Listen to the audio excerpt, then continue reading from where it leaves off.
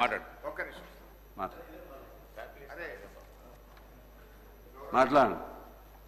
గౌరవనీయులు బీసీ సంక్షేమ శాఖ మంత్రివర్యులు, నా మిత్రుడు, మా జిల్లా శాసనసభ్యులు పొన్నం ప్రభాకర్ గారు ప్రవేశపెట్టినటువంటి ఈ బిల్లుకు బీఆర్ఎస్ పార్టీ సంపూర్ణమైన మద్దతును తెలియజేస్తుంది. ఈ బిల్లును మేము మనస్ఫూర్తిగా స్వాగతిస్తూ ఉన్నాము. అయితే ఈ బిల్లు ఎప్పుడు నిజంగా బీసీ వర్గాలు సంతోషపడతాయంటే, బీసీ వర్గాలకు విద్యా ఉద్యోగాల్లో 42% రిజర్వేషన్ వచ్చినాడు, బీసీ వర్గాలకు స్థానిక సంస్థల్లో పట్టణ మరియు గ్రామీణ ప్రాంతంలో 42% రిజర్వేషన్ ఫలాలు వారికి పూర్తిగా అందినప్పుడు ఆ వర్గాలు చాలా సంతోషపడతాయి. అవి అందాలని కోరుకుంటున్నాం. అవి అందే ప్రక్రియలో రాష్ట్ర శాసనసభ ఏకగ్రీవ తీర్మానం చేయడంతో పాటు రేపు కేంద్రంలో పార్లమెంట్లో పోరాటానికి కూడా బీఆర్ఎస్ పార్టీ కలిసి వస్తుంది. మాకున్న 4 రాజ్యసభ సభ్యులు కూడా ఏకగ్రీవంగా ఈ బిల్లుకు మద్దతు ఇస్తూ మేము ఓటేస్తాం. అయితే ఈ బిల్లు పాస్ కావాలంటే ఏం కావాలి అధ్యక్ష? రాహుల్ గాంధీ గారు ఇలా ప్రధాన ప్రతిపక్ష నాయకుడు, 100 మంది ఎంపీలు ఉన్నారు. వారు మరి ఈ బిల్లు మీద ఒత్తిడి తేవడానికి పార్లమెంట్లో వారు కృషి చేయాల్సినటువంటి అవసరం ఉంది. దానికోసం వారిని గట్టిగా రాహుల్ గాంధీ గారు ఇలా పూనుకోవాల్సినటువంటి అవసరం ఉంది. అయితే మా మిత్రులు పొన్నం ప్రభాకర్ గారు మేమేదో మిస్గైడ్ చేస్తున్నాం అనేటువంటి మాట మాట్లాడినరు. అది కరెక్ట్ కాదు. ఈ బిల్లు విషయంలో రాష్ట్ర శాసనసభలో గతంలో కేసీఆర్ గారు ఉన్నప్పుడు కూడా అధ్యక్ష, మేము మార్కెట్ కమిటీ చైర్మన్లలో డైరెక్టర్లలో బీసీలకు 50% రిజర్వేషన్ తెచ్చింది బీఆర్ఎస్ పార్టీ. అదేవిధంగా బీసీల విషయం వైన్స్లో మొట్టమొదటిసారిగా ఈ దేశంలో ఎక్కడ లేని విధంగా మా గౌడన్నల కోసం మరి గీత కార్మికులకు వైన్ షాప్ల అలాట్మెంట్లో కూడా రిజర్వేషన్ తెచ్చింది బీఆర్ఎస్ ప్రభుత్వము. ఇట్లా మేము కొన్ని కార్యక్రమాలు చేసినాం. అయితే మేమేమంటున్నామంటే, ఈ బిల్లులో ఒక 2 విషయాలు మీ చేతిలో ఉన్నది. ఇది దీంట్లో కేంద్రం పర్మిషన్ అవసరం లేదు, ఢిల్లీ అనుమతి కోసం వేచి చూడాల్సిన అవసరం లేదు.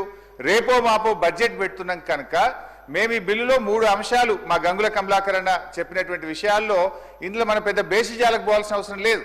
బీసీల మీద మీకు నిజంగా చిత్తశుద్ధి ఉంటే, బీసీల మీద మీకు నిజమైనటువంటి ప్రేమ ఉంటే 3 అంశాలు ఈ బిల్లులో చేర్చమని బీఆర్ఎస్ పార్టీ తరఫున అమెండ్మెంట్ ఇచ్చాం.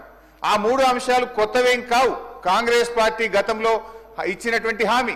అందులో మొట్టమొదటిది గౌరవనీయులు గంగుల గారు చెప్పినట్టు 42% ప్రభుత్వ కాంట్రాక్ట్లలో బీసీలకు రిజర్వేషన్ చేస్తూ ఈ బిల్లులో చేర్చండి. దీంట్లో ఇంట్లో ఢిల్లీ పర్మిషన్ అవసరం లేదు, ఎవరు పర్మిషన్ అవసరం లేదు. రేపటి నుంచే ప్రతి కాంట్రాక్ట్ లో బీసీలకు రిజర్వేషన్ వచ్చే అవకాశం ఉంది. ఇది మీరు ఎన్నికల సమయంలో బీసీలకు ఇచ్చిన హామీ. దీన్ని దయచేసి దాంట్లో చేర్చాలని చెప్పి కోరుతున్నాం. నంబర్ 1. ఒకటే నిమిషం సార్. 2వ అంశానికి వచ్చేసి బీసీలకు సప్లాన్ అమలు చేస్తామని మీరు చెప్పారు. గతంలో కేసీఆర్ గారు SC ST subplan carry forward విధానంతో ఎస్సీ ఎస్టీ గౌరవ సభ్యులు చాలా సీనియర్ మంత్రి కూడా కాలుకు మెడకేస్తే వెళ్ళాము సార్. ఇది వేరు దానికి వేరు సంబంధించి మీరు చర్చ పెట్టండి. చర్చలో మీరు ఇవన్నీ అడగండి. ఆమోదించు. ఇది బిల్లులో పెట్టేటువంటి అంశం అధ్యక్ష. ఇది బిల్లులో 42% కాంట్రాక్ట్ ఇవ్వమని చెప్పి బిల్లులో కేంద్రానికి పంపే బిల్లు పంపుతారు, దానికి దీన్ని లెక్క పెడతారు. అరే మీరు ఇదే కదా నేను అడుగుతుంది. మొండికే కూరి తొండి పెట్ట కూరి మీరు తొండి ఆట ఆడతారో తెలిసి కూడా నేను రిక్వెస్ట్ చేసి వినమ్రపూర్వకంగా అంటున్నా. నేనేమడుగుతున్నా సార్, 42% రిజర్వేషన్లది, వైన్స్లది, లేకపోతే ఇతరాత్రకు సంబంధించి ఈ బిల్లుకి ఏం సంబంధం అధ్యక్ష? ఈ బిల్లు అరే దానికి చర్చ పెట్టండి, మీరు అడగండి, మీరు అమెండ్మెంట్ ఇవ్వండి. కానీ దానికి సంబంధించి కాక పెద్ద ఇదే బిల్లు. అరే మీరు ఈ బిల్లుకు సంబంధించిన విషయంలో ఇవాళ కేంద్ర ప్రభుత్వం కూడా మన ముక్త కంఠాన్ని మన గొంతు ఒక్కటే విడుతున్నాడు అని ఢిల్లీకి బరాబర్ ముఖ్యమంత్రి గారు ముందే చెప్పినారు. ఢిల్లీకి వెళ్దాం అందరం చెప్పినాం. పొద్దున శాసనసభ్యులు అందరూ ఢిల్లీకి వెళ్దామన్నాం. అందరూ అన్ని పక్షాలను తీసుకెళ్లడానికి రెడీగా ఉన్నారు. మీరు మనం బరాబర్గా కేంద్రం ఒప్పించే ప్రయత్నం చేద్దాం. దానికి సింగిల్ టోన్ పోవాలి తెలంగాణ నుంచి. తమిళనాడు మనకు ఆదర్శం. అంతే తప్ప దీని మీద ఊరికే నేను చెప్పినట్టుగా నేను కోడికి ఎంటికలెక్క గుడ్డుకి ఎంటికలెక్కే ప్రయత్నం వద్దయ్యా. దయచేసి నేను మళ్ళీ కోరుతా ఉన్నా. ఇది ఏదో కామారెడ్డి అవన్నీ డిస్కషన్ చేయండి. మీరు యువర్ రైట్. ఇంకా చాలా టైం ఉన్నది. ఇక్కడ ఏదైతే బడ్జెట్ మీద మాట్లాడండి, పద్దుల మీద మాట్లాడండి, వేరే ఏదైనా మాట్లాడండి. ఇది ఓన్లీ బీసీలకు సంబంధించి ఒక చారిత్రాత్మకంగా ఉండబడేటువంటి ఒక అంశం. దీనికి పరిమితం ఏది హామీ ఏది మాట్లాడుతుంది మాట ఇదే సబ్జెక్టుకు సంబంధించి కేంద్రానికి పంపే అంశం మీదకి పరిమితం అయితే సంతోషపడతా. అందుకు మళ్ళీ వాళ్ళని విజ్ఞప్తి చేస్తా ఉన్నా.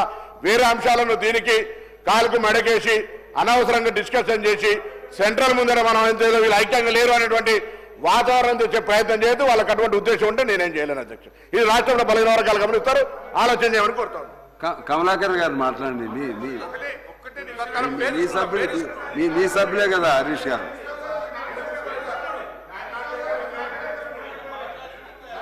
ఏలే మరలా ఇద్దరు మీరే, సబ్జెక్ట్ ఒకటే. కమలాకర్ గారు దానికి ఆథరైజ్డ్ కాబట్టి మాట్లాడండి. అది సమయం చూడండి ప్లీజ్. కానీ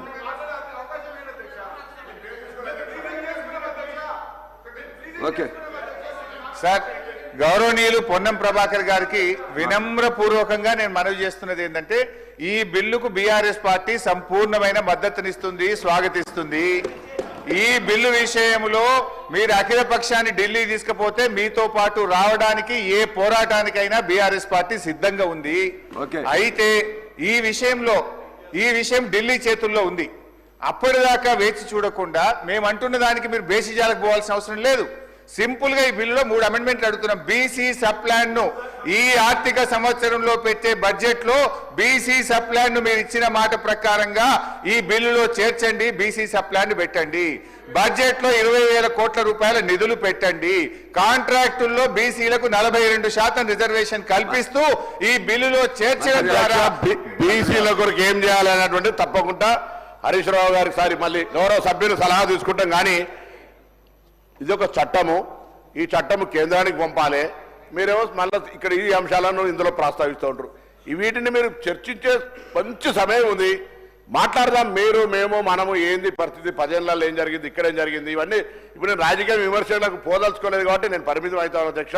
ఇది చట్టము, మనం కేంద్రానికి పంపాలి. ఆడికి పరిమితం అయితే గౌరవ శాసనసభ్యుడు ఇప్పుడు మాట్లాడుతున్న గంగుల కమలాకర్ మరొక్కసారి కోరుతా ఉన్నా, ఆ పార్టీ నాయకుడు ఎరుకకి దయచేసి ఏం వినమ్రపూర్వకంగా మళ్ళీ కోరుతాం. ఇది గొంతు ఒక్కటిగా గట్టిగా మనం ఎప్పుడైనా జిందాబాద్ కొడితే ఎట్లా గట్టిగా కొడతామో అట్లా ఢిల్లీకి వినబడేటట్టుగా అందరూ కలిసి తీసుకుపోవాలని కోరుతా ఉన్నా. కమలాకర్ గారు ప్లీజ్. అధ్యక్ష, గౌరవ ముఖ్యమంత్రి గారు రేవంత్ రెడ్డి గారు సభలు ఉన్నారు అధ్యక్ష. మాటికి మీరు అవకాశం ఇచ్చిండ్రు, మీరే డిస్టర్బ్ చేస్తారు అధ్యక్ష. ముఖ్యమంత్రి ఉన్నారు కదా ఇప్పుడు అధ్యక్ష, హరీష్ గారికి ఎక్కువ సమయం ఇచ్చారు, మీరు మాట్లాడండి. నేను మళ్ళీ క్లియర్ చెప్తున్నా అధ్యక్ష. గౌరవ ముఖ్యమంత్రి రేవంత్ రెడ్డి గారు చెప్పినట్టు ఇది యొక్క బిల్లును పాస్ చేయించుకొని పార్లమెంట్లో పాస్ చేయించుకొని 9th షెడ్యూల్లో పెడతాన్నందుకు నేను నిజంగానే ఆహ్వానిస్తున్నాను. నిజంగా మా జాతులు ఎప్పుడు సంతోషపడతాయంటే ఇవి ఇంప్లిమెంట్ కావాలని. నేను గౌరవ ముఖ్యమంత్రి గారు ఇక్కడే ఉన్నారు, ఇంప్లిమెంట్ చేయాలంటే 2 ఇబ్బందులు ఉన్నాయి కాబట్టి అధ్యక్ష ఈ యొక్క హడల్స్ క్లియర్ చేసుకొని సాఫీగా పోవాలని చెప్పేసి నేను మనస్ఫూర్తి కోరుకున్నా అధ్యక్ష. నేను మళ్ళీ చెప్తున్నాం, మా బీఆర్ఎస్ పార్టీ స్వాగతిస్తుంది, మద్దతు ఇస్తుంది. అవసరమైతే మీ ఎంబడి వచ్చి ఢిల్లీలో నిరాహార దీక్ష చేయడంగా మీ ఎంబడి సిద్ధంగా ఉన్నాం. జయలలిత ఎలా తీసుకోమని చెప్పి మేము కోరుతున్నాం మేము కూడా. కానీ ఈ యొక్క చట్టాన్ని 9th షెడ్యూల్లో పెట్టించే బాధ్యత కూడా గౌరవ ముఖ్యమంత్రి రేవంత్ రెడ్డి తీసుకోవాలి. ప్రెజర్ కూడా బీజేపీ ప్రభుత్వం మీద ప్రెజర్ పెట్టాలి. ఈ 2 ప్రభుత్వాలు కూర్చున్నాక 5 నిమిషాల లోపల 9th షెడ్యూల్లో ఇస్తుంది కాబట్టి దాన్ని సంపాదిస్తున్నాం. దానికి ఉన్న ఇబ్బందులు తొలగిపోవాలంటే కొన్ని బీహార్ది చెప్పినాను, కొన్ని తమిళనాడు చెప్పినాము. ఈ 2 పరిణామాలు తీసుకొని శాస్త్రీయంగా పోవాలని చెప్పేసి నేను కోరుకున్న. అంతకనే శాపనార్థం అనిపించలేదు అధ్యక్ష. దాంతో